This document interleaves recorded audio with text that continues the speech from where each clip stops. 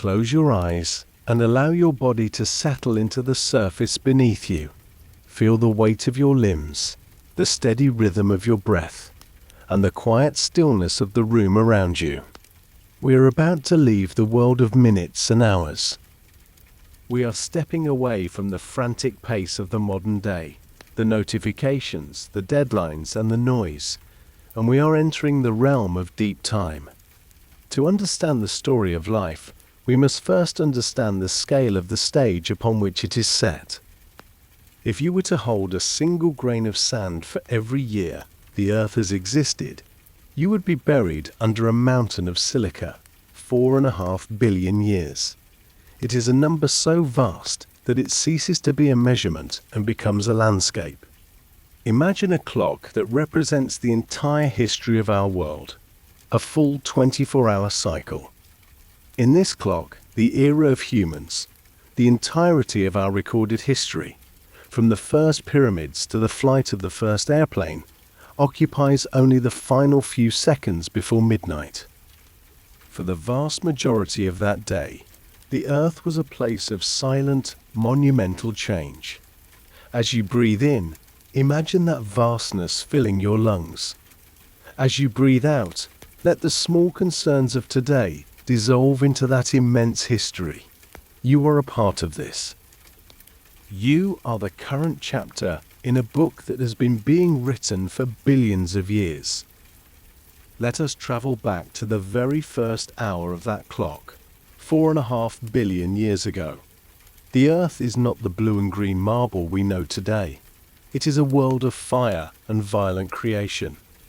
In your mind's eye, see the planet as it was then, a molten sphere glowing a deep, angry red against the blackness of space. There is no air to breathe, no water to drink. There is only the sound of gravity, the immense crushing force of matter coming together to form a world. The atmosphere is thick with volcanic gases, a heavy shroud of carbon dioxide and steam. Huge rivers of liquid rock flow across the surface, cooling into dark basalt, only to be melted again by the bombardment of asteroids from the young solar system. But even in this chaos, there is a strange, terrifying beauty. Consider the moon. In these early days, the moon was much, much closer to the Earth than it is now. It hung in the sky like a giant, luminous titan, 20 times larger than it appears today. Because it was so close, its gravitational pull was immense. It tugged at the molten crust of the Earth, creating tides of liquid rock that rose and fell like the waves of an ocean. Imagine standing on that cooling crust, watching a moon that fills half the horizon, listening to the deep tectonic groan of a planet being born.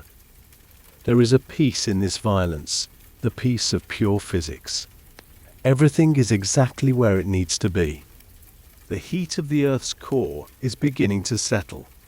The heavy iron is sinking to the center to create the magnetic field that will one day protect us, and the lighter minerals are rising to the surface to form the continents. Every atom that makes up the world around you, and the very bones in your body, was present in that fire. You were there, in potential, 4.5 billion years ago. Now, let the clock move forward. Millions of years pass in the blink of an eye. The bombardment of asteroids begins to slow. The Earth begins to cool. And then, the most transformative event in the history of our world begins: the rain. As the atmosphere cools, the steam that has choked the sky for eons begins to condense. It starts as a light mist, then a steady drizzle, and finally, a deluge that lasts for thousands, perhaps millions of years. Imagine the sound of that rain, a constant, rhythmic drumming against the cooling volcanic rock. This is the first music of the Earth. The water flows down the slopes of the young mountains, gathering in the low basins, dissolving minerals, and carrying them into the deep. This is the birth of the primordial ocean. It is not the bright blue ocean of a tropical postcard. It is a dark, green, iron-rich sea, heavy with salt and chemicals. But it is a cradle. Within this silent, dark ocean, something extraordinary is happening. At the bottom of the sea, where the crust of the earth is thin, there are hydrothermal vents, underwater chimneys spewing hot, mineral-rich water into the cold depths. This is where the story of life truly begins. In the quiet darkness, far away from the sun, complex molecules are beginning to dance. They are coming together, breaking apart, and forming again in increasingly intricate patterns. Think of the patience of this process. It did not happen overnight. It took hundreds of millions of years of chemical trial and error.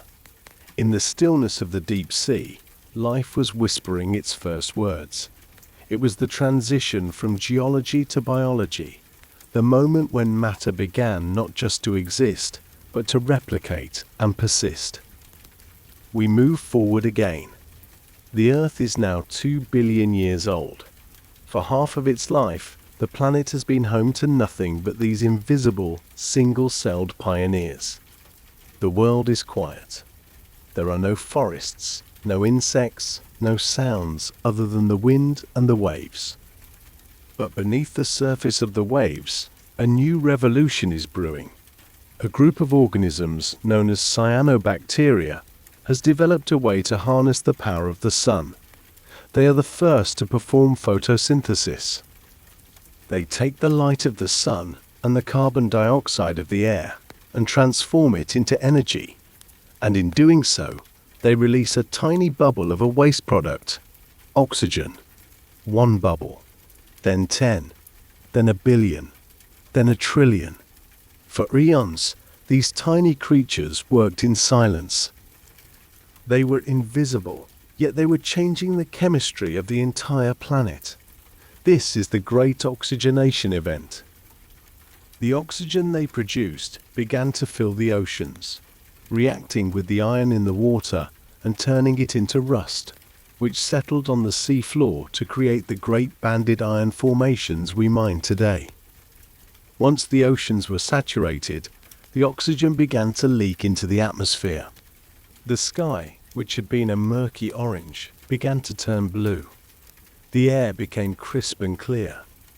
This was the first great environmental shift, a slow, agonizingly patient transformation that prepared the world for creatures that could breathe. Reflect on the power of the small. A world transformed by creatures you cannot even see. As you breathe in now, feel the oxygen entering your lungs. That very oxygen is a gift from those ancient ancestors. You are breathing the legacy of 2 billion years of microscopic labor. Let that thought settle you. You are part of a massive planetary metabolism. As we approach the final hours of our ancient history, life begins to find a new way to exist: cooperation. For billions of years, every cell was an island, living and dying alone. But around 1.5 billion years ago, cells began to merge. Imagine two different kinds of bacteria. One is good at moving. The other is good at processing energy. Instead of one eating the other, they come together. They form a partnership. This is the birth of the complex cell that makes up every plant, every animal, and every human being. This was the first act of community. It was the realization that by working together, life could become more than the sum of its parts. These complex cells eventually learned to cling to one another, forming the first multicellular organisms. They were simple at first: mats of algae, soft-bodied ribbons drifting in the currents, but they were the blueprint for everything to come. The Earth during this time was often a harsh mistress. There were periods when the entire planet was encased in ice from pole to pole. Imagine a world of total blinding whiteness, a silence so deep it felt like the end of time. Yet, beneath the ice, in the dark corners of the ocean, life endured. It waited. It persisted. It held onto that unbroken thread with a tenacity that is almost impossible to fathom. Finally, we reach the end of this first journey. We are at roughly 540 million years ago. After 4 billion years of slow, patient preparation, the world suddenly explodes into form. This is the Cambrian explosion. In a geological heartbeat, the oceans are filled with a riot of shapes. Creatures develop shells to protect themselves. They develop legs to crawl, fins to swim, and most importantly, they develop eyes.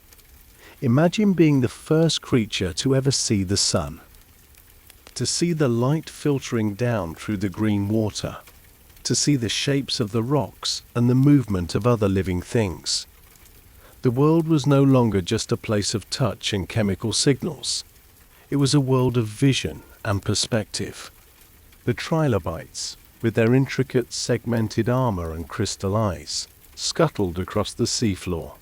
The Anomalocaris, a giant predator with grasping arms, patrolled the open water. These were the ancestors of the arthropods, the mollusks, and the vertebrates. Our own ancestors were there too, tiny translucent creatures, little more than a sliver of flesh with a primitive nerve cord running down its back. It was small, it was fragile, but it carried the potential for every spine that would ever walk the earth. As we linger here, at the edge of this ancient sea, we begin to see the first hints of the world we recognize. The foundation is laid. The atmosphere is rich with the breath of life. The waters are teeming with the ancestors of all things. The long, silent meditation of the Earth's youth is coming to a close, and the vibrant, noisy, and complex history of the animal kingdom is about to begin. Every breath you take is a continuation of that first spark in the hydrothermal vents. Every beat of your heart is an echo of the ancient tides. The deep past is not gone. It is alive within you. It is in the calcium of your bones and the iron in your blood. Let the vastness of this time bring you a sense of profound peace. The world has survived so much, and life has always found a way. You are the culmination of a 4 billion year success story. Through the fire, through the ice, through the darkness of the deep sea, the thread of your life has never once been broken. You are carried by the momentum of eons. The same earth that cooled from a molten sphere now holds you safely. The same water that filled the first oceans now flows through your veins. You are home. You are part of the story. The silence of the ancient earth remains a part of us, a quiet space we can return to whenever the world feels too loud. In that space, there is no rush. The mountains took millions of years to rise, and the oceans took millions of years to fill. We are simply moving through one small moment in a much larger journey. And as the Cambrian sun begins to set over those primeval waves, we prepare ourselves for what comes next. The movement from the water to the land, the development of new senses, the slow, steady march toward the present. We stand now on the threshold of a new era, where the silence of the deep past begins to find its voice. The transition is subtle, like the turning of a tide. The creatures of the sea are beginning to explore the shallows. The light is becoming clearer, and the world is waiting for the next great chapter to unfold. We carry the lessons of the deep past with us, the resilience of the single cell, the cooperation of the first complex life, and the vision of the first eyes to open to the light. These are the tools that have shaped us, the heritage that defines us. As we move forward into the next stage of our exploration, we remain grounded in the knowledge that we are ancient, we are enduring, and we are part of an unbroken chain that stretches back to the very dawn of time. The journey continues, unfolding with the same patient grace that has guided the world for billions of years. The Cambrian sun sets over a world of vibrant, strange life. And as we move forward into the next great era of our story, the Paleozoic, the rhythm of the planet begins to shift. We are now in the period between 500 million and 250 million years ago. This is the era of the Great Emergence, the long, patient journey of life from the safety of the saltwater deep into the vast, silent reaches of the dry land. Imagine the world as it was then. The continents were still moving, drifting like giant rafts across a global ocean. There were no trees, no grass, and no flowers. The land was a stark landscape of red rock, grey ash, and black basalt, silent except for the howling of the wind and the crashing of the waves. But at the edges of the sea, in the shallows where the water meets the shore, the first pioneers were preparing for a change that would redefine the history of the earth. Let your mind drift to the Ordovician seas, 480 million years ago. The water is warm and teeming with life. Beneath the surface, the first great coral reefs are beginning to rise, built by tiny organisms working in unison over thousands of years. In these underwater cities, we see the ancestors of the fish, creatures with the very first hints of a backbone. This was a monumental innovation, a central pillar of bone or cartilage that could support muscles and protect a nervous system. Think of your own spine, the sturdy column that allows you to stand, to move, and to carry the weight of your world. That structure began here, in the undulating movements of a creature no larger than a finger, swimming through the ancient sunlight of a prehistoric sea. As you lie still, feel the strength of your own back, the quiet support of your skeleton, and recognize it as a gift from these early explorers. They were the first to find a way to move with purpose, to navigate the currents with a new kind of grace. As the eons pass, the world moves into the Silurian period. Something subtle is happening at the water's edge. For billions of years, the land had been a forbidden territory, a place of harsh radiation and extreme temperatures. But the oxygen produced by the ancient cyanobacteria has finally created a protective layer of ozone high in the atmosphere. The shield is in place, and so life begins to creep upward. Imagine the first green fuzz appearing on the damp rocks near a river mouth. These were the first land plants, simple mosses and liverworts that stayed close to the ground, clinging to the moisture of the spray. They were silent, slow, and incredibly resilient. They were the first things to ever turn the brown earth green. There was no one there to see it, no ears to hear the soft rustle of their growth, but it was a revolution. These tiny plants were beginning to breathe the air, taking in carbon dioxide and exhaling the oxygen that would one day sustain every creature on land. Breathe with them now. A slow, deep intake of the air that they helped create. Feel the connection between your lungs and the ancient green life that first dared to live under the open sky. By 400 million years ago, we enter the Devonian, often called the Age of Fish. This was a time of incredible biological creativity. In the oceans, fish were developing jaws, allowing them to eat a wider variety of food and grow to immense sizes. But the real drama was unfolding in the shallows. Imagine a creature named Tiktaalik.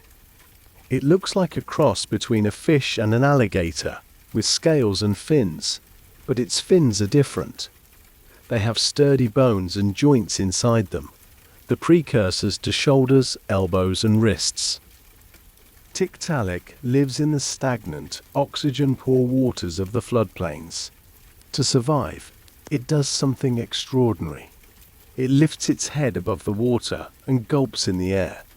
It uses its strong fins to heave its body through the mud, moving from one pool to another. This is the moment the thread of life tests the land. It is a slow, difficult transition. Every inch gained on the muddy bank is a triumph of persistence. Think of the courage of that movement.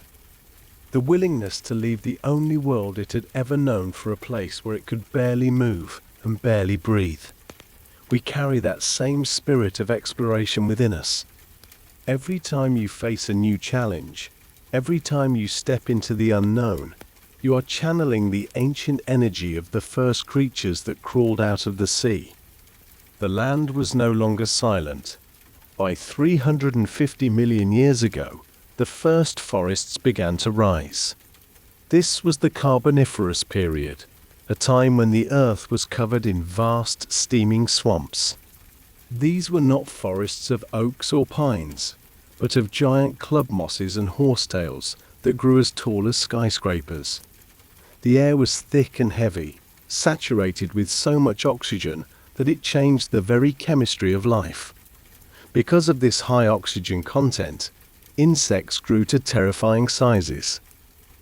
Imagine a dragonfly with a wingspan the size of a hawk, darting through the shadows of the giant ferns. Imagine millipedes as long as a man, moving slowly through the leaf litter. The sound of the world was changing. The wind no longer just whistled over rock. It hissed through the needles of the scale trees and rustled the fronds of the giant mosses. It was a world of damp heat, of constant growth and decay. As the trees died, they fell into the oxygen-poor swamps, where they did not fully rot. Instead, they were buried under layers of sediment, slowly compressing over millions of years into the coal that we mine today. When we burn that coal, we are releasing the sunlight that was captured by those Carboniferous forests over 300 million years ago. We are literally warming ourselves with the energy of the Paleozoic sun.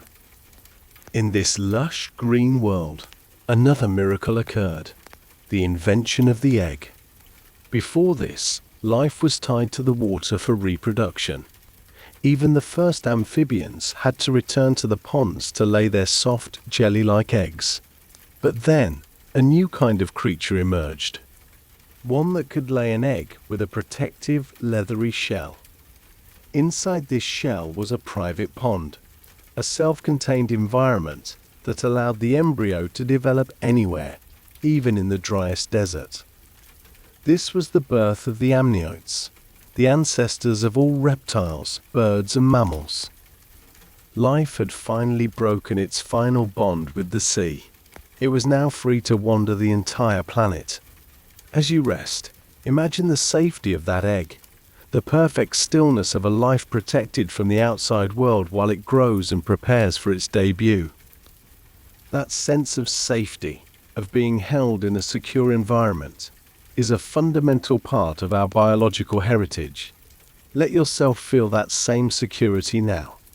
You are safe, you are held, and you are free to rest. As we move toward the end of the Paleozoic, around 290 million years ago, the climate begins to cool and dry. The great swamps disappear, replaced by vast deserts and seasonal forests. The continents have come together to form one giant supercontinent, Pangaea. In this harsher, more competitive world, we see the rise of the synapsids. These are often called mammal-like reptiles, and they are our direct ancestors. They were the first to develop different types of teeth, incisors for biting, canines for tearing, and molars for grinding. This allowed them to process food more efficiently, fueling a more active lifestyle. They were becoming more complex, more adaptable. They were the rulers of Pangaea, creatures like the sailback Dimetrodon, prowling the arid landscapes under a sun that was slowly growing hotter. But the Paleozoic era, for all its innovations and triumphs, was destined to end in a moment of profound crisis. 252 million years ago, the Earth experienced the Great Dying. This was the Permian Triassic extinction event, the most severe extinction in the history of our planet. Huge volcanic eruptions in what is now Siberia released staggering amounts of greenhouse gases, causing the oceans to warm and the atmosphere to choke.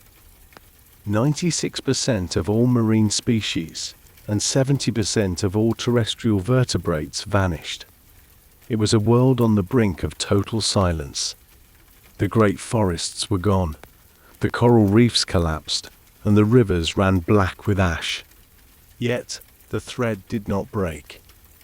Even in this apocalypse, a few resilient species survived. They huddled in the shadows, they endured the heat, and they waited. Among them were the small burrowing ancestors that would eventually lead to us. This is perhaps the most humbling lesson of the Paleozoic. Life is not just about the grand emergence and the conquest of the land. It is about the incredible, stubborn ability to persist through the darkness. The thread of life is thin, but it is made of the strongest material in the universe. It has survived fire. It has survived the loss of the atmosphere, and it survived the Great Dying. As the ash begins to settle and the volcanoes finally grow quiet, the world enters a long period of recovery. The stage is being cleared for a new kind of world, one that will be dominated by giants of a different kind. The air is still warm, the seas are beginning to clear, and the few survivors are stepping out into a landscape that is empty and full of possibility. We are moving away from the ancient world of the Paleozoic and toward the Middle Age of the Earth. The transition is slow, measured in millions of years, but the momentum of life is once again beginning to build. The sounds of the world are quiet for now, a soft breathing of a planet in recovery, but soon the silence will be broken by the footsteps of the dinosaurs and the first flutter of feathered wings. We stay here for a moment, in this quiet transition, honoring the ancestors who made it through the fire. We carry their resilience in our DNA. We carry their ability to survive the impossible. As you drift deeper into relaxation, let the strength of that survival fill you with a sense of peace. No matter how difficult the world may seem, you come from a line of survivors that has never once failed. You are the product of the great emergence, the conqueror of the land, and the survivor of the great dying.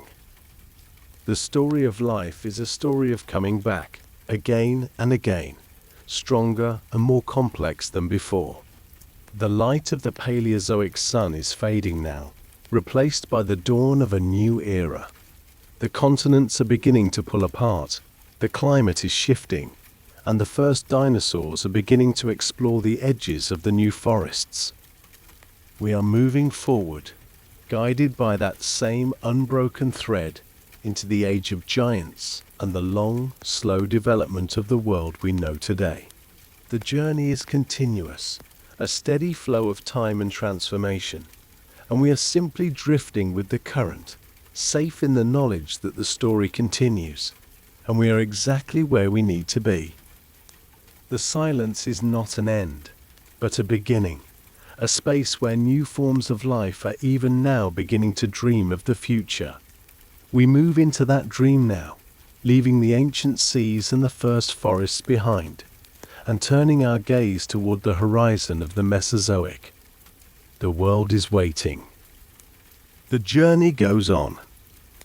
The shadows of the great dying are finally receding, and the world begins to breathe once more. We find ourselves at the dawn of the Mesozoic era, around 250 million years ago. This is the age of transformation, a period of history where the earth itself begins to change its face, and life adopts some of its most spectacular and terrifying forms. The silence that followed the Permian extinction is slowly being filled with new sounds, new vibrations, and the slow, rhythmic pulse of a world in recovery. Imagine the supercontinent of Pangaea, an immense landmass that stretches from pole to pole. It is a world of vast red deserts and interior highlands where the air is thin and dry. But at the edges, where the great Tethys Sea laps against the coast, life is finding its footing. The survivors of the extinction are beginning to diversify. Among them are the first dinosaurs, not yet the giants of legend, but small, bipedal creatures, quick and agile, darting through the scrubland. They are the pioneers of a new way of moving, their legs positioned directly beneath their bodies, allowing them to run with a grace that the sprawling reptiles of the past could never achieve. As you rest, imagine that lightness of movement, the feeling of agility and potential that defined these early ancestors. In the undergrowth of these Triassic forests, something else is stirring. Something small, furry, and warm. These are the first true mammals. They are our direct lineage, living in the shadows of the rising dinosaurs. They are creatures of the night, developing keen senses of hearing and smell to navigate a world where they are not the masters. They are developing a revolutionary new trait, endothermy, the ability to generate their own body heat. While the world around them relies on the sun to warm their blood, these tiny ancestors carry their own internal furnace. Feel that warmth within yourself now. The steady, quiet heat of your own metabolism, a legacy of those small, resilient creatures who survived by being clever, by being hidden, and by keeping their inner fire burning through the cold Triassic nights. As we move forward into the Jurassic period, about 200 million years ago, the Earth becomes more humid, more lush. Pangaea is beginning to crack, giant rifts forming as the tectonic plates pull apart. The oceans pour into these new gaps, creating shallow, warm seas that teem with life. On land, the small dinosaurs of the Triassic have evolved into the titans of the Jurassic. Imagine the ground beneath you vibrating with a low, rhythmic thrum. This is the footfall of a Brachiosaurus, a creature so immense that its neck reaches into the canopy of giant conifers, 60 feet above the ground. These giants are living mountains of flesh and bone. Their breathing is a slow, deep swell, a biological bellows that moves massive amounts of air through their lungs. Let your own breath match that slow, deep rhythm, in and out, deep and steady. There is no hurry in the Jurassic. The life of a giant is measured in decades of slow movement and constant browsing. The forests of this time are dominated by cycads, ginkgos, and ferns. There are no flowers yet, no bright splashes of color. The world is a sea of deep emerald and olive green. The air smells of pine resin and damp earth. Imagine the sound of a Jurassic morning. Not the birdsong we know today, but the haunting, low-frequency bellows of distant sauropods and the leathery snap of pterosaur wings overhead. The first birds are beginning to appear, creatures like Archaeopteryx, blurred lines between reptile and avian. Their feathers a new experiment in insulation and flight. Everything is in transition. The thread of life is weaving itself into increasingly complex and magnificent patterns. We transition now into the Cretaceous, the final and longest chapter of the Mesozoic. The continents are drifting further apart, shaping the familiar outlines of the world we know. This is a period of incredible biological innovation. Around 130 million years ago, the world experiences a revolution of color. The first flowering plants, the angiosperms, begin to bloom. Imagine the transformation of the landscape. For billions of years, the Earth was a place of greens, browns, and greys. Now, suddenly, there are petals of yellow, white, and violet. With the flowers come the pollinators, the first bees, butterflies, and beetles. The air is filled with new scents, the sweet, delicate perfume of the first blossoms drifting on the warm Cretaceous breeze. This co-evolution between plants and animals is a masterpiece of cooperation, a deepening of the web of life that makes the world more vibrant and more resilient. But the Cretaceous is also a time of ultimate predators. The Tyrannosaurus rex stalks the late Cretaceous forests, a pinnacle of evolutionary engineering. Yet even in the presence of such power, the small mammals continue to thrive. They are becoming more diverse, some taking to the trees, others burrowing deep into the soil. They are waiting, though they do not know it, for a moment that will change everything. Imagine a day 66 million years ago. It is a day like any other in the late Cretaceous. The sun is warm, the delta marshes are buzzing with insects, and a triceratops is grazing on the tough fronds of a palm tree. But in the sky, a new star has appeared. It is a bolide, an asteroid 6 miles wide, hurtling toward the Earth at 40,000 miles per hour. When it strikes the Yucatan Peninsula, the world as it was known ends in a heartbeat. The impact releases energy equivalent to billions of atomic bombs. The atmosphere is ignited, sending a pulse of heat across the globe. Forests ignite, and the sky is choked with dust and soot. This is the moment of the Great Transition. The sun is blotted out for years. The earth plunges into a cold, dark winter. The plants wither without light, and the food chain collapses. The giants, the magnificent dinosaurs who ruled for 180 million years, cannot survive in a world without sun and without abundant food. Their time comes to a silent, tragic close. But beneath the charred earth, in deep burrows and hidden crevices, the thread of life persists. Our ancestors, the small, generalist mammals, are survivors once again. They can eat almost anything: roots, insects, decaying matter. They are small enough to require very little energy. They are warm-blooded, allowing them to endure the freezing temperatures of the impact winter.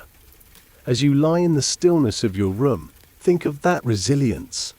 Think of the lineage you belong to, a lineage that has walked through fire and darkness and refused to let go. You are the descendant of the survivors who outlived the dinosaurs. You carry the strength of those who endured the long night. Slowly, the dust begins to settle. The sun breaks through the clouds for the first time in years. The world that emerges is empty, quiet, and full of ghosts. But the earth is resilient. Seeds that have lain dormant in the soil begin to sprout. Ferns are the first to return, carpeting the scarred landscape in a sea of green. This is the dawn of the Cenozoic, the age of mammals. With the dinosaurs gone, a massive vacuum has been created in the ecosystem. The small, scurrying creatures step out from their burrows into a world that is suddenly theirs to inherit. In the first few million years of the Cenozoic, the Paleocene and Eocene epochs, mammals undergo an explosion of diversity. They grow larger, they colonize the oceans, they take to the skies. In the lush, tropical forests of a warming Earth, we see the rise of the first primates. These are small, lemur-like creatures with grasping hands and forward-facing eyes. They are our kin, the first to look out at the world and begin to perceive it in 3 dimensions. They live in a world of endless green, a canopy of ancient trees, where the air is thick with the scent of fruit and the humidity of a world in full bloom. We are now in a world that is beginning to look familiar. The great transformations of the Mesozoic have left their mark, but the story is shifting. The focus is narrowing from the grand scale of planetary geology and giant reptiles to the more intimate story of our own family tree. The air is cooling, The continents are settling into their places, and the forests are calling to the ancestors who will one day walk upon the ground. As we linger in this early Cenozoic dawn, feel the peace of a world in a state of becoming. The violence of the impact is a distant memory, a layer of clay in the geological record. The present is a place of growth, of adaptation, and of the slow, steady march of the mammals toward the future. The thread of life, which has been stretched and tested, is now being woven into the complex and beautiful tapestry of the modern world. You are a part of that tapestry, a living expression of millions of years of survival and transformation. The journey of the Mesozoic has ended, but the path toward the human story is only just beginning to reveal itself. We remain in this quiet, growing world, resting in the knowledge that we are the heirs to a legacy of incredible endurance and magnificent change. The world is soft, the light is gentle, and the future is waiting just beyond the horizon of the next forest. The world that emerges from the shadow of the great extinction is a world of incredible warmth and green abundance. We are now entering the Cenozoic era, moving through the Paleocene and Eocene epochs, roughly 65 to 34 million years ago. Imagine a planet where the climate is so mild, so tropical, that palm trees grow as far north as the Arctic Circle. There are no ice caps at the poles. Instead, there are lush, temperate forests where the sun barely sets in the summer and the air remains soft and humid in the winter. This is the greenhouse Earth, a period of planetary luxury where life, freed from the dominance of the dinosaurs, begins to experiment with new forms of mammalian beauty. As you settle deeper into your rest, imagine yourself standing at the edge of an ancient Eocene forest. The air is thick with the scent of damp earth, rotting leaves, and the sweet, heavy perfume of exotic flowers. It is a world of constant, gentle growth. The trees here are giants, their trunks wrapped in thick vines and draped with mosses that drink the moisture directly from the air. The ground is a soft carpet of ferns and fallen fruit. There is a deep, resonant stillness here, broken only by the distant call of a primitive bird or the rustle of a small creature moving through the undergrowth. This is the ancestral home of your lineage. It is a world of 3 dimensions, a world of verticality and depth, where the ancestors of the primates are beginning to redefine what it means to be alive. Look closely into the canopy, into the dappled light where the sun filters through the layers of leaves. There, moving with a quiet, deliberate grace, is a creature no larger than a squirrel. This is a Plesiadapiform, one of the earliest primate-like mammals. It has a long tail for balance and sensitive whiskers, but it is developing something new, something that will change the course of history. Its fingers are becoming more flexible. Instead of claws that dig into the bark, it is developing flat nails and sensitive pads on its fingertips. It is learning to grasp. Think about your own hands for a moment. Feel the weight of them resting by your side, the complexity of the joints, the incredible sensitivity of your skin. This ability to hold, to feel the texture of a branch, to pluck a single piece of fruit with precision, began here, millions of years ago, in the quiet height of the Eocene trees. The forest was a demanding teacher. To live in the canopy, you needed more than just grasping hands. You needed a new way of seeing. In the early mammalian world, eyes were typically placed on the sides of the head, providing a wide field of view to watch for predators. But for an animal jumping from branch to branch, depth perception was a matter of life and death. Over millions of years, the eyes of our ancestors began to migrate forward. Their fields of vision began to overlap, creating the miracle of stereoscopic sight. Suddenly, the world was no longer a flat image. It was a landscape of depth and distance. They could see the exact position of a branch 3 feet away. They could judge the ripeness of a fruit by its subtle shift in color. This shift in vision was accompanied by a growth in the brain, as more processing power was needed to interpret this complex, three-dimensional information. As you drift, let your mind relax into that sense of space. The world around you is not just a surface.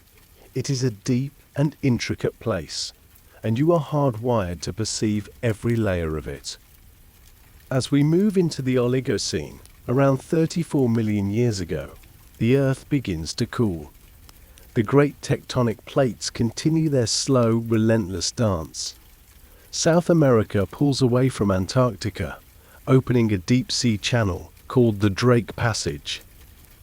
This allows a cold current to encircle the southern continent, cutting it off from the warmth of the tropics.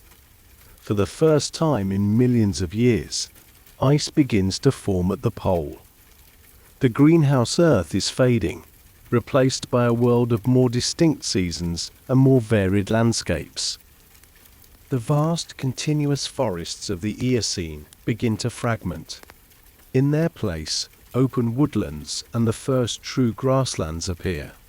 For our ancestors, this was a time of transition. Some stayed in the shrinking tropical belts, while others adapted to the changing world. By the time we reach the Miocene, 23 million years ago, we enter what scientists call the Golden Age of Apes.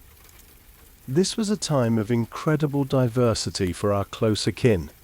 Apes were not just restricted to Africa. They spread across Europe and Asia, living in a variety of environments. They were growing larger, their brains becoming more complex, their social structures more intricate.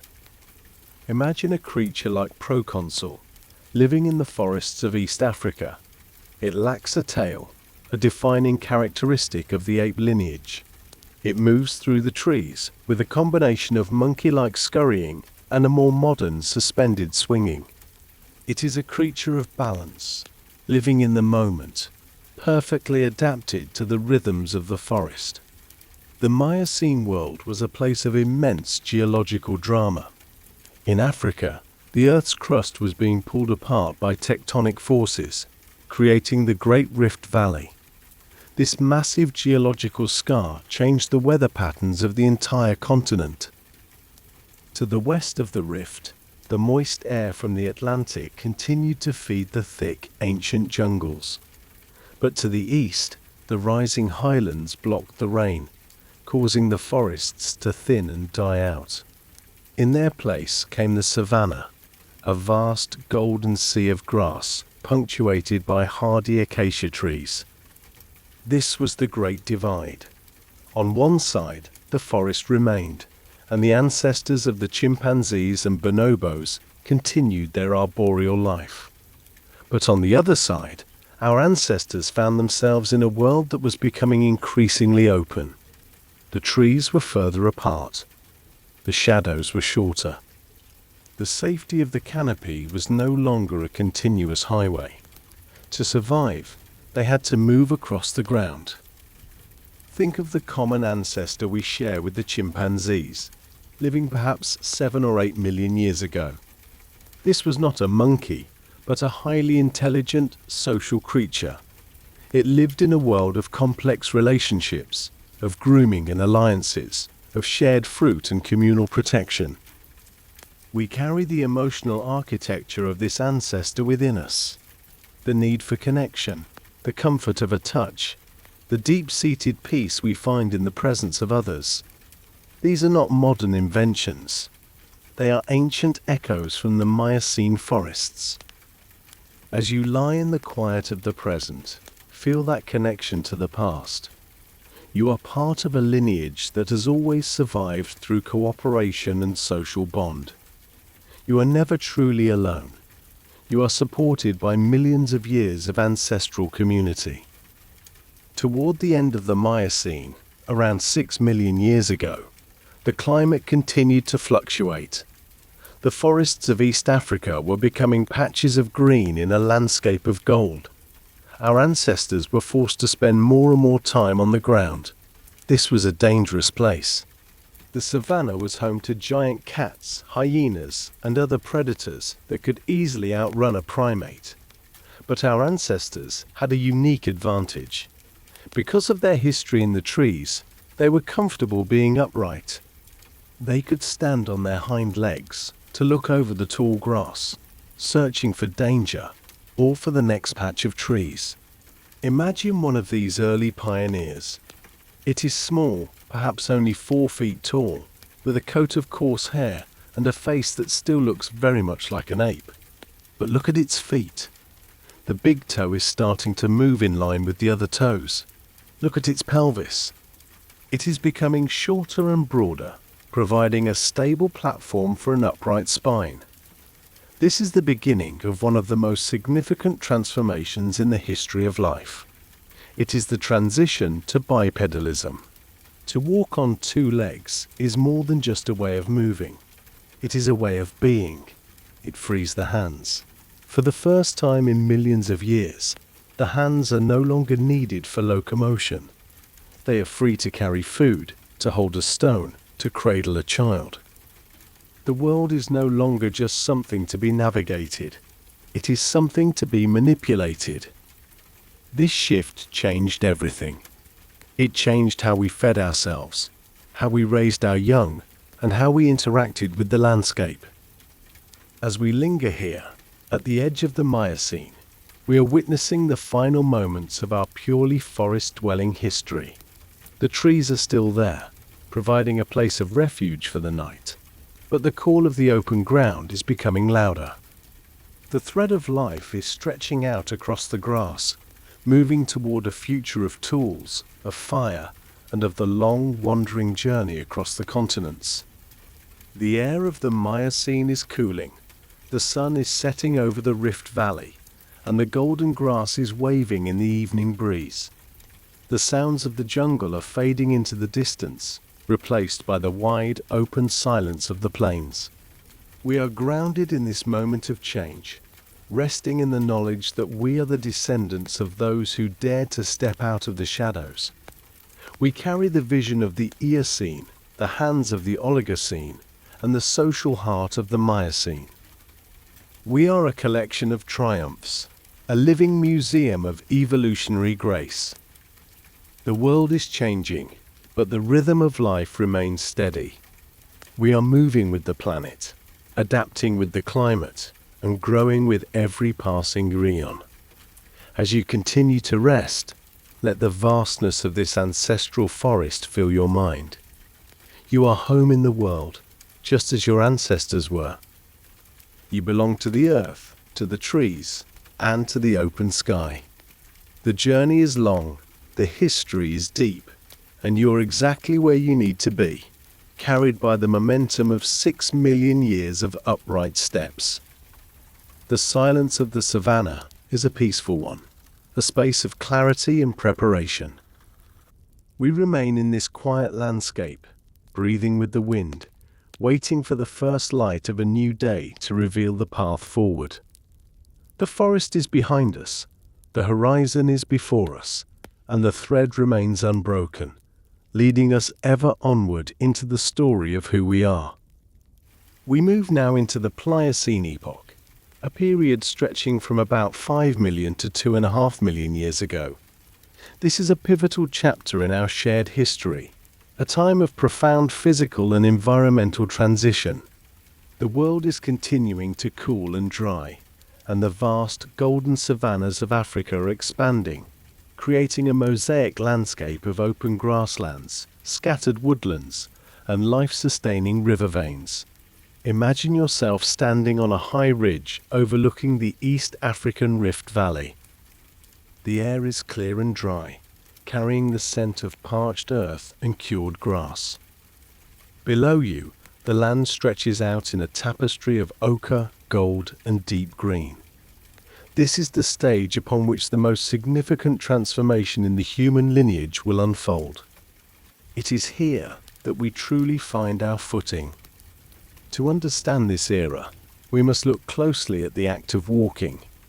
For most of the history of complex life, movement was a horizontal affair. 4 limbs on the ground, a spine parallel to the earth. But in the Pliocene, our ancestors committed to a different path. They stood up. Think about the mechanical wonder of the human step. As you lie there, feel the weight of your own body, the way your skeleton supports you without you even having to think about it. Bipedalism, walking on 2 legs, is a feat of incredible biological engineering. It required a complete redesign of the ancestral body. The pelvis, once long and narrow like that of an ape, became shorter and broader, forming a bowl to support the weight of the internal organs. The spine, once a simple arch, developed a graceful S-curve that acts as a natural shock absorber. The skull moved to sit directly atop the vertebral column, perfectly balanced, and the feet, those incredible structures, lost their grasping ability and became specialized platforms for propulsion, with an arch that acts like a spring, returning energy with every single step. Imagine an individual from this time, perhaps one we know well, Australopithecus afarensis. 3.5 million years ago, a small group of these ancestors is moving across the landscape. They are not tall, perhaps only 3 or 4 feet in height, but they move with a recognizable human gait. Among them is an individual we have come to call Lucy. She is a bridge between 2 worlds. Her brain is still small, not much larger than that of a chimpanzee, and her arms are long, a legacy of her tree-climbing past. But from the waist down, she is one of us. When she walks, she does so with a stride that is efficient and steady. She is no longer a creature of the shadows. She is a creature of the horizon. There is a moment captured in time that brings this era to life with haunting clarity. It is 3.6 million years ago, in a place now called Laetoli in Tanzania. A nearby volcano, Sadiman, has erupted, blanketing the landscape in a layer of fine grey ash. A light rain falls, turning the ash into something like wet cement. And through this damp grey world, 3 individuals walk. We can see their footprints to this day, preserved in the stone as if they were made yesterday. 2 larger individuals walk side by side, and a smaller one follows in their footsteps, occasionally stepping in the prints of the leader. There is a profound intimacy in these tracks. You can see the strike of the heel, the roll of the foot, and the final push-off of the big toe. It is a moment of pure, unadorned humanity. They were walking just as we walk. They were moving through their world with a destination in mind, perhaps looking for water, perhaps seeking the safety of a distant grove of trees. As you breathe in, imagine the silence of that ash-covered plain, the rhythmic sound of those footsteps, and the deep, ancestral bond that connected those 3 travelers. You are the descendant of that walk. You are the reason those footprints lead toward the future. Why did we stand up? Why leave the safety of the 4-legged world? Evolution does not have a goal, but it favors efficiency. On the open savanna, walking on 2 legs is far more energy efficient than the knuckle walking of the great apes. It allowed our ancestors to travel longer distances, crossing the gaps between patches of forest without exhausting themselves. It also helped them stay cool under the relentless African sun. By standing upright, they exposed less of their body surface to the direct midday heat and caught the cooling breezes that blow just above the grass. And, perhaps most importantly, it freed their hands. A bipedal ancestor can carry things: a piece of scavenged meat, a handful of calorie-rich tubers, or, most pivotally, a child. This ability to carry meant that we could care for one another in new ways. It meant that the social bond, already strong in our primate ancestors, became the very foundation of our survival. Standing up also brought a new kind of vulnerability. We were slower than the predators of the plains. We lacked the sharp canines or the powerful claws of the big cats. Our safety lay in our eyes and in our community. Standing tall allowed us to see over the tall grass, to spot the flick of a leopard's tail, or the shimmer of heat over a distant waterhole. We became creatures of vigilance, of shared observation. We learned to read the landscape like a book, interpreting the flight of birds and the warning cries of monkeys. This heightened awareness was a catalyst for our growing intelligence. The more we saw, the more we had to process, and the more we had to communicate with those around us.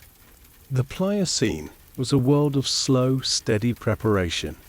For nearly 3 million years, our ancestors lived in this state of being between. They were comfortable in the trees when they needed refuge, but they were masters of the ground when they needed to travel. They were not yet tool makers, and they did not yet have fire, but they had the most important tools of all, their hands and their minds. They were learning the rhythms of the seasons, the locations of the best fruit-bearing trees, and the complex social dynamics of their groups. They were nurturing the spark of curiosity that defines our species. Every night, they would retreat to the safety of the higher branches or the rocky ledges, huddling together for warmth and protection, listening to the sounds of the African night, the low growl of predators, the rustle of the wind in the acacia leaves, and the deep, vast silence of the stars. As you rest, reflect on the patience of this era. It lasted for millions of years, far longer than the entirety of modern human history. It was a long, slow meditation on what it means to be upright. There was no rush to become something else. Life was successful exactly as it was. The Pliocene ancestors were not unfinished humans. They were perfectly adapted inhabitants of their world.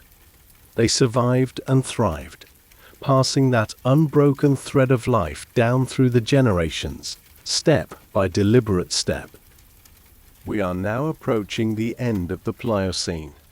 The climate is beginning to shift again, entering a cycle of greater instability. The world is getting colder, and the first major ice ages are looming on the horizon. In response to these pressures, the pace of change is about to accelerate. The ancestors who walked the ash at Laetoli have paved the way for something new.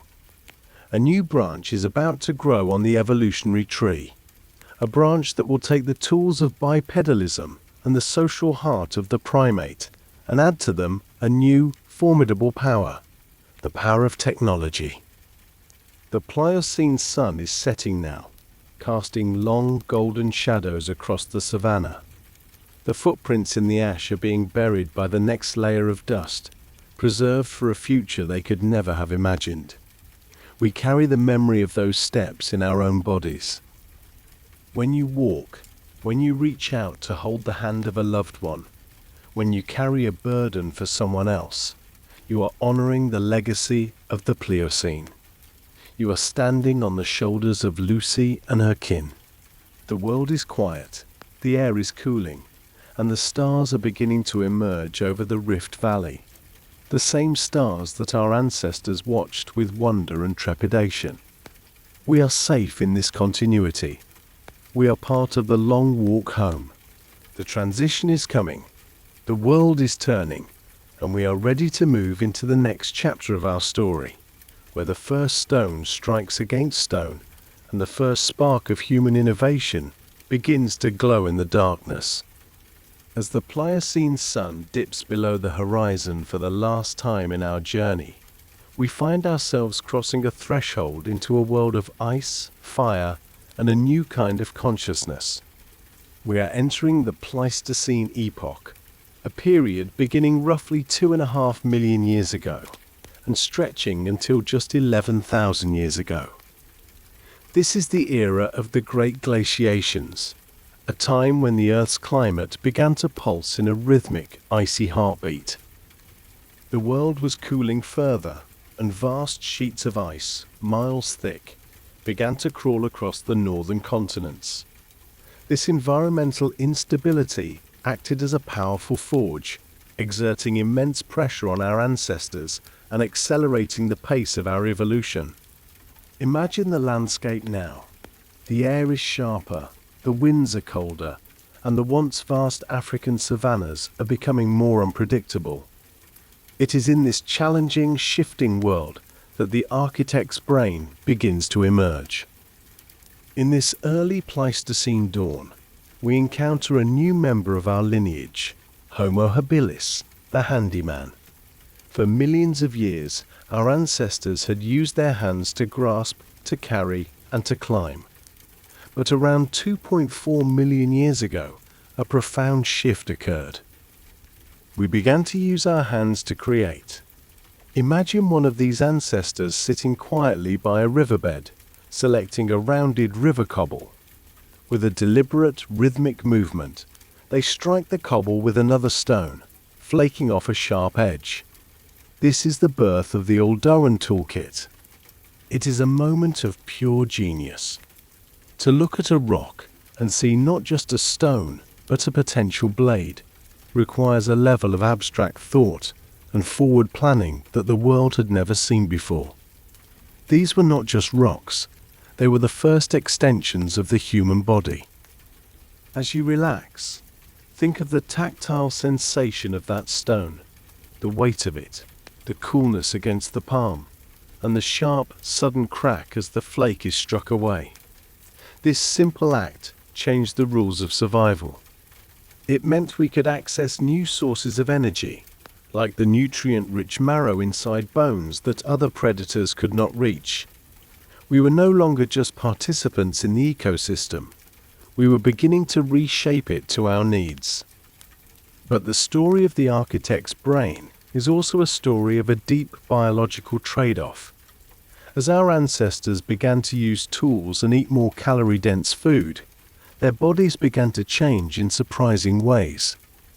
We see the rise of Homo erectus, a species that would dominate the landscape for nearly 2 million years. Homo erectus was taller, more athletic, and possessed a brain significantly larger than any that had come before. To fuel such a large brain, which is an incredibly energy-expensive organ, our ancestors had to undergo a metabolic revolution. This is the expensive tissue hypothesis. Essentially, as we began to eat higher quality food, our digestive systems could become smaller and more efficient, freeing up energy to grow the brain. It was a feedback loop of intelligence. Better tools led to better food, which led to larger brains, which led to even better tools. Perhaps the most transformative tool of all was not made of stone, but of light and heat. Imagine a night on the African plains, nearly 2 million years ago. The darkness is absolute, filled with the sounds of predators.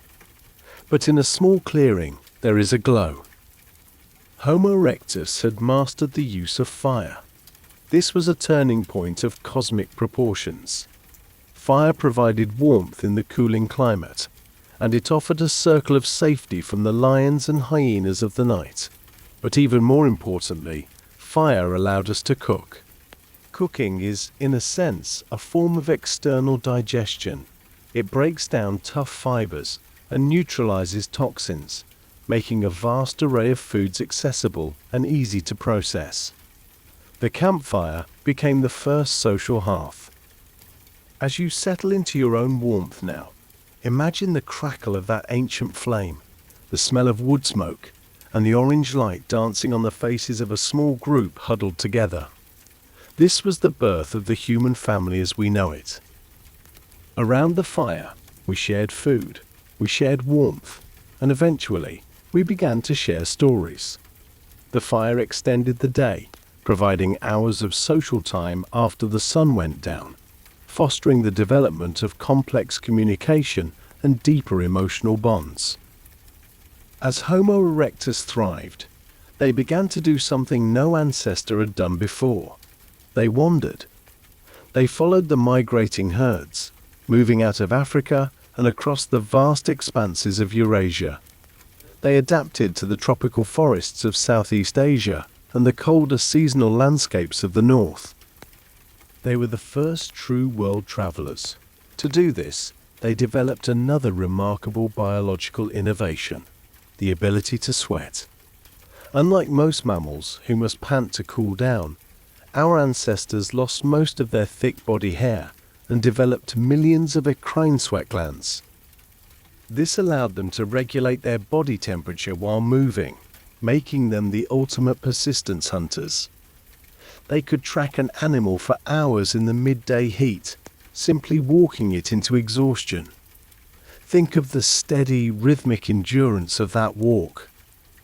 It is the same endurance that carries you through your days. You are built for the long haul, designed for the slow, steady pursuit of your goals. As the Pleistocene progressed, the ice ages grew more intense. Every 100,000 years or so, the Earth would plunge into a deep freeze, only to thaw again in a brief interglacial period. This pulsing of the planet forced our ancestors to become even more flexible and innovative. We see the emergence of larger-brained species like Homo heidelbergensis, the likely ancestor of both the Neanderthals in Europe and our own species in Africa. The brain was continuing to grow, particularly the prefrontal cortex, the seat of complex decision-making, social interaction, and imagination. We began to hunt in coordinated groups, using sophisticated wooden spears and stone-tipped projectiles. We began to look at the world not just for what it was, but for what it could be. In the stillness of the glacial winters, the architect's brain was not just focused on survival. We begin to see the first hints of something deeper, the first flickers of symbolic thought.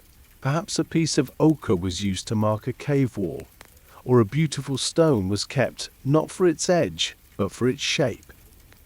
We were starting to ask questions about our place in the world.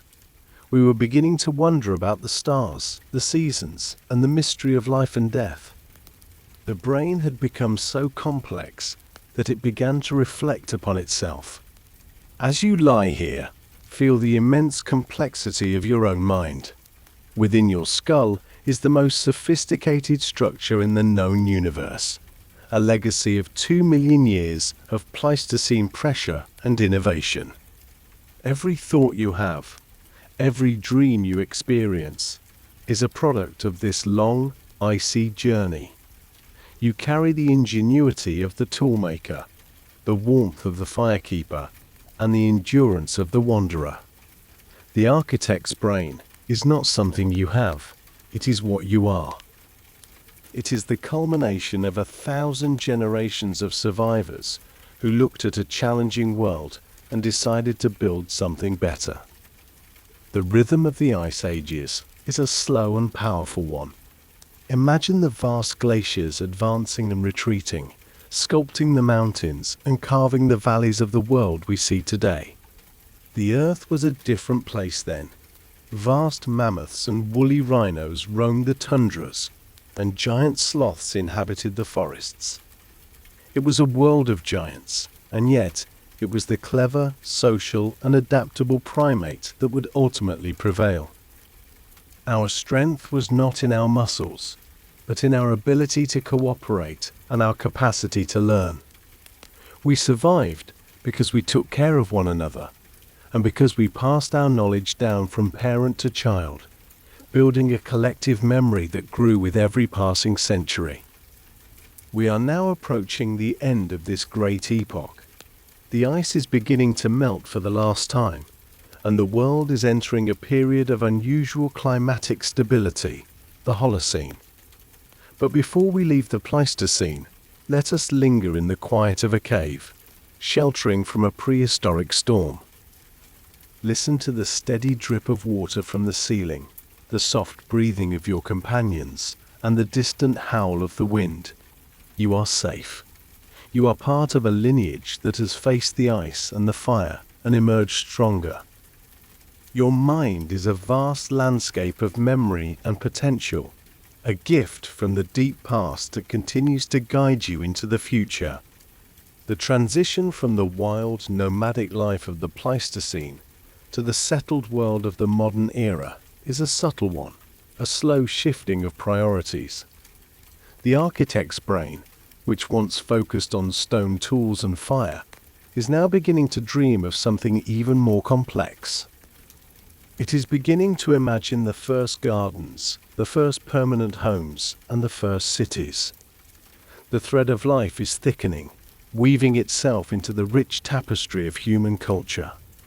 We are moving from being inhabitants of the world to being its stewards. The air is warming, the forests are returning to the north, and the dawn of the modern world is just beginning to glow on the horizon. We carry all of this within us, the silence of the ice, the heat of the fire, and the restless curiosity that drives us to explore what lies beyond the next hill. The journey is continuous, a steady flow of transformation, and we are simply drifting with the current, grounded in the knowledge that we are the architects of our own story, shaped by the eons and ready for whatever the next chapter may hold. We arrive now at the final horizon of our journey, a period that feels both ancient and remarkably close. We are entering the dawn of the modern world, a story that begins roughly 100,000 years ago and leads us directly to the chair you are sitting in, or the bed where you are resting. This is the era of Homo sapiens, our species, our family, our direct ancestors. As we move into this final chapter, notice how the scale of time begins to shift. We are no longer speaking in the millions or hundreds of millions of years.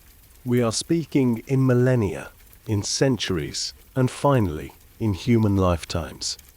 Yet, the momentum of the 4 billion year journey we have just traveled is carried in every cell of your body. You are the living edge of that immense history. Imagine yourself in Africa, 100,000 years ago. If you were to see one of our ancestors from this time, you would see yourself. They had the same high foreheads, the same nimble hands, and the same capacity for laughter, grief, and wonder. Physically, the evolution was largely complete. But something new was beginning to stir within the architect's brain we explored in our previous chapter. This was the birth of the symbolic mind. For the first time in the history of life, a creature began to look at the world not just for what it was, but for what it represented. In places like Blombos Cave on the coast of South Africa, we find evidence of this awakening. We find pieces of ochre engraved with geometric patterns, the first signs of abstract art. We find tiny seashells, carefully pierced to be worn as beads. These were not tools for survival in the physical sense. They were tools for the soul. They were symbols of identity, of belonging, and of a shared inner world. As you breathe in the quiet of the present, reflect on that inner world. Your ability to dream, to imagine things that do not yet exist, and to feel a connection to something larger than yourself is a gift that was unwrapped in those African caves 100,000 years ago. This period was also marked by a profound biological mystery, the development of complex language. While our ancestors had been communicating for millions of years, it was during this time that we see the full flowering of the FOXP2 gene, often associated with the fine motor control required for speech. We became the storytelling ape. Around the campfire, we didn't just share meat, we shared myths. We shared knowledge about which plants could heal and which stars could guide us home. This collective memory meant that each generation did not have to start from scratch. We began to build a cathedral of knowledge, brick by brick, across the generations. Think of the comfort of a human voice, the way a story can transport you to another time or place. That is an ancient magic, a cornerstone of our survival. It allowed us to cooperate on a scale that no other creature had ever achieved. But our journey was almost cut short. Around 74,000 years ago, a massive volcanic eruption occurred at Mount Toba in Sumatra. It was one of the largest volcanic events in the history of the Earth, plunging the planet into a sudden, deep volcanic winter that lasted for years. The human population was decimated, potentially shrinking to just a few thousand individuals. We were on the very brink of extinction. This is the genetic bottleneck that scientists see in our DNA today. Every human being alive right now is a descendant of that tiny, resilient group of survivors who huddled together through the ash and the cold. We are all cousins, bound by that moment of extreme vulnerability. Let that sense of connection settle you. No matter our differences, we are the children of a single, narrow bridge of survival. We carry the strength of those who refused to let the thread break when it was at its thinnest. As the Earth began to recover, Homo sapiens began the great journey. Driven by curiosity and the shifting climate, we began to move out of Africa in waves. We crossed the Red Sea and moved into the Middle East. We followed the coastlines into India and Southeast Asia. We crossed the land bridges into Australia and eventually moved into the cold, challenging landscapes of Europe. In Europe, we encountered our cousins, the Neanderthals. For thousands of years, we shared the landscape with them. We now know, through the miracle of genetic mapping, that we did more than just coexist. We interbred. Most people of non-African descent carry a small percentage of Neanderthal DNA in their genetic code. They are not a failed species that disappeared. They are a part of us. Their resilience in the face of the ice is woven into our own. Imagine the world during the last glacial maximum, 20,000 years ago. Much of the northern hemisphere was covered in ice, but in the limestone caves of France and Spain, a creative revolution was taking place.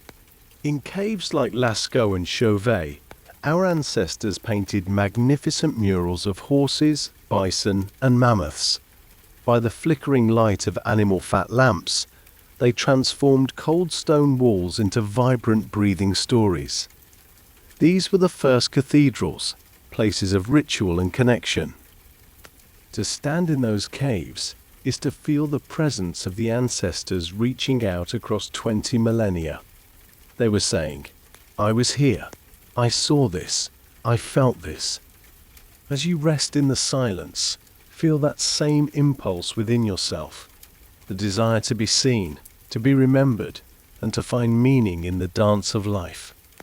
The great journey continued across the Bering Land Bridge into the Americas, as we followed the mammoth and the bison into a new world. By 10,000 years ago, humans had reached every corner of the globe, from the Arctic tundra to the tip of South America. We were a single, global species, adapted to every environment the Earth could offer. And then, the climate did something remarkable. The long, erratic pulses of the ice ages began to settle into a period of unusual stability, the Holocene. The glaciers retreated, the sea levels rose, and the weather became predictable. This stability allowed for the final great revolution in our story, the transition to agriculture. In the Fertile Crescent of the Middle East, in the river valleys of China, and in the highlands of Mexico, humans began to realize that they didn't just have to follow the food, they could grow it. We began to domesticate wheat, rice, and maize. We began to live alongside goats, sheep, and cattle. This was the end of the nomadic life and the beginning of the settled world. We built the first permanent homes, the first granaries, and eventually the first cities. Our relationship with the earth changed from one of wandering to one of stewardship and cultivation. We were no longer just a part of the landscape. We were beginning to shape it in our own image. This transition was not without its challenges. It brought about new forms of labor, new social hierarchies, and new diseases. But it also allowed for the explosion of human culture, the development of writing, of mathematics, of organized religion, and of complex philosophy. We began to build monuments that would last for millennia. The pyramids of Gizeh, the temples of Angkor Wat, the Great Wall. We were trying to touch the eternal, to build something that would reflect the vastness of the time we had traveled. As we bring our journey to a close, return your focus to the present moment. Think about the 4 billion years of history that are compressed into your single life. You are the recipient of every triumph, every adaptation, and every narrow escape we have discussed.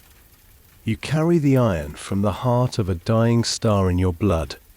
You carry the salt of the first oceans in your tears. You carry the upright stride of Lucy, the fire-keeping skills of Homo erectus, and the symbolic imagination of the first artists. The unbroken thread that Brian Cox speaks of is not just a metaphor, it is a biological reality. From that first spark in the hydrothermal vents to the breath you are taking right now, the chain of life has never once been broken.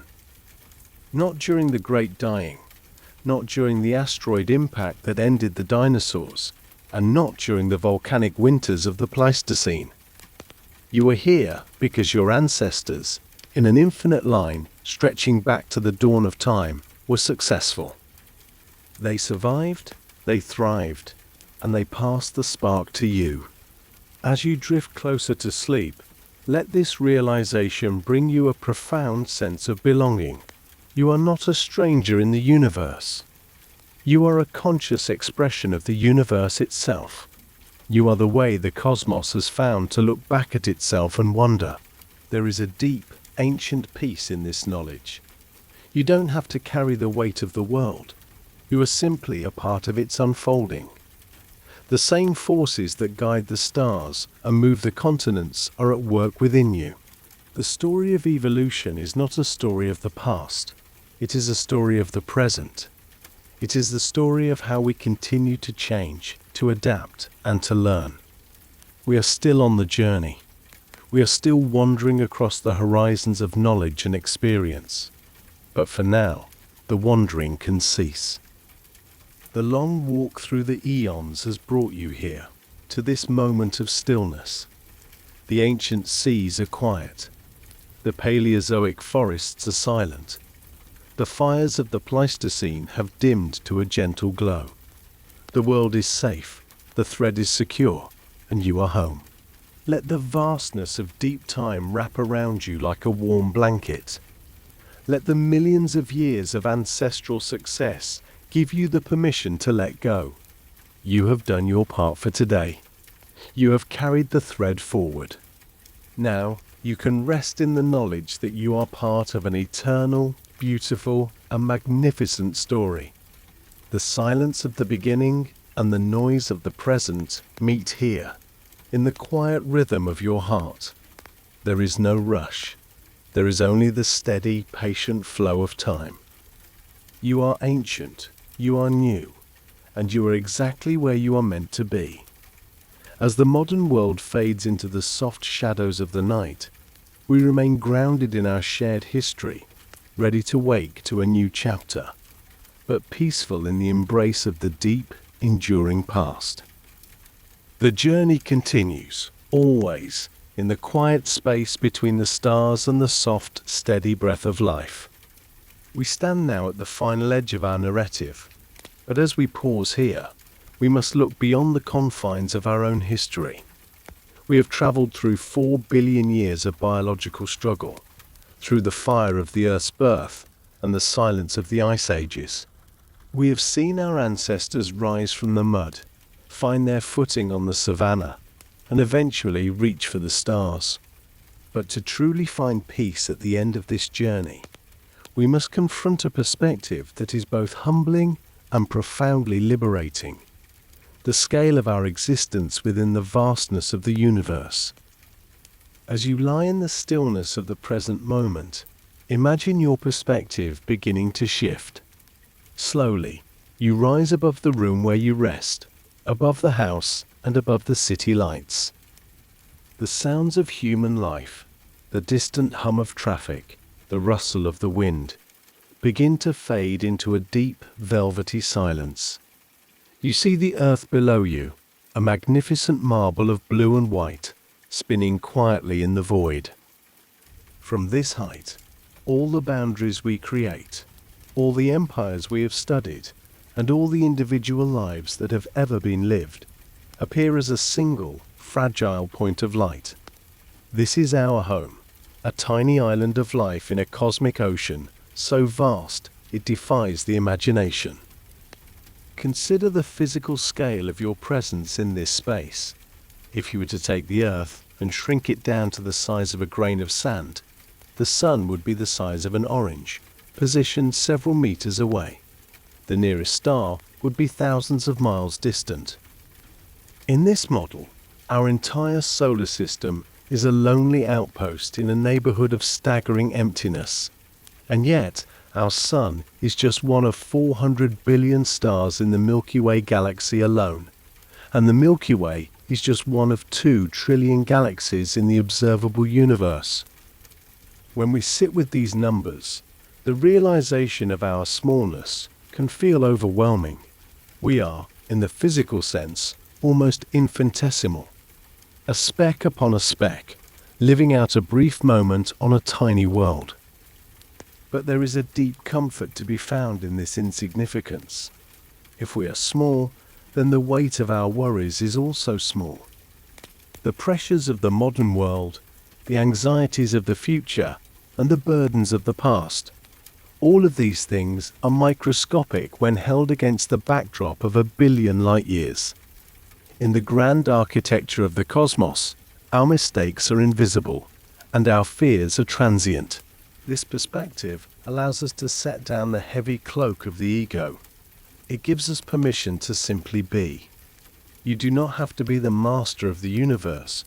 You are simply a guest within it, invited to witness its majesty for a short time. As we look out into the deep black of space, we realize that we are not just observers of the universe. We are a part of its very fabric.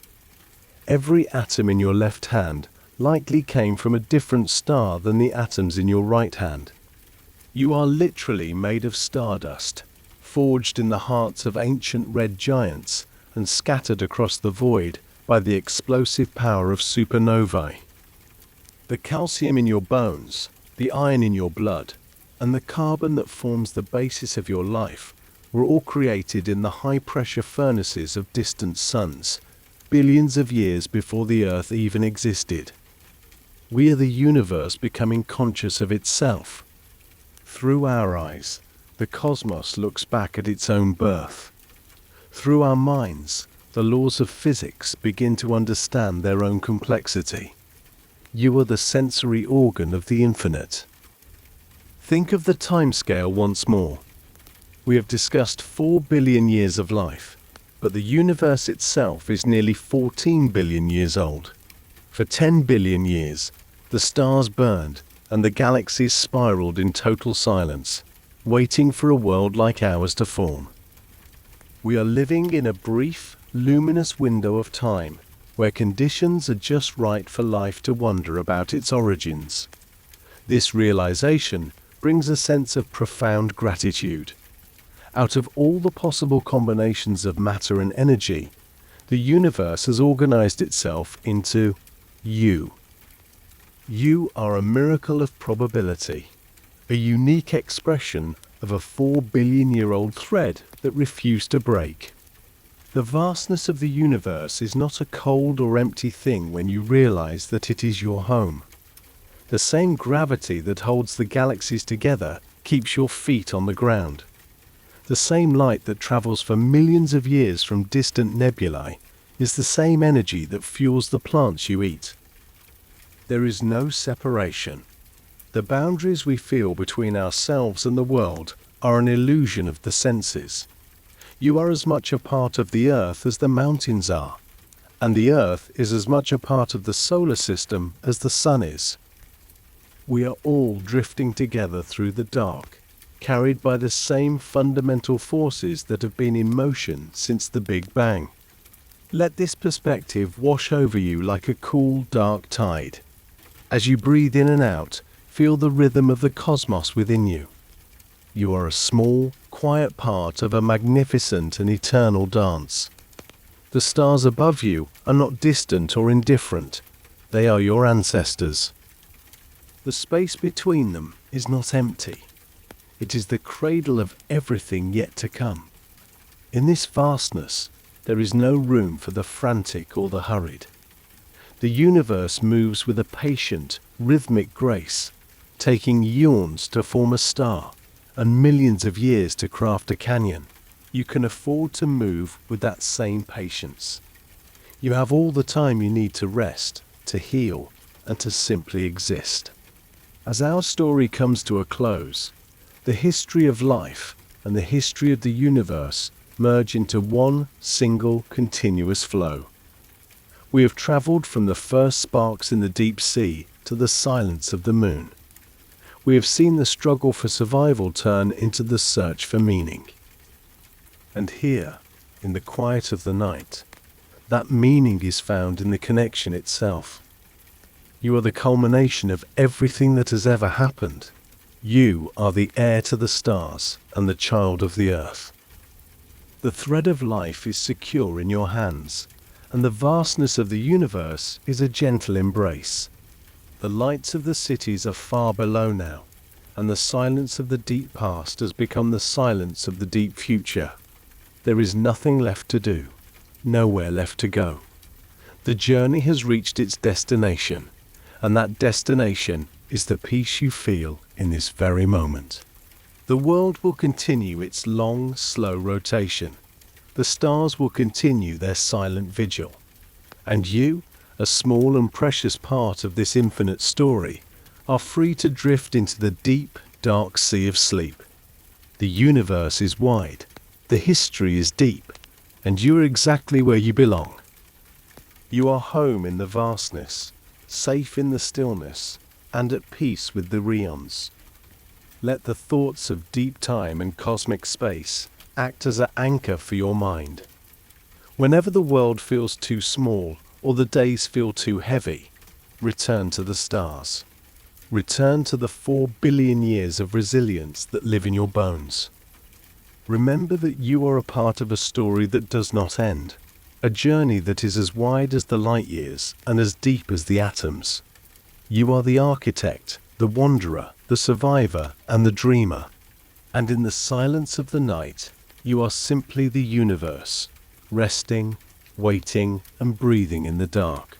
The light of the ancient suns is within you, and the peace of the eternal void is around you. All is well in the great unfolding. All is quiet in the heart of the story.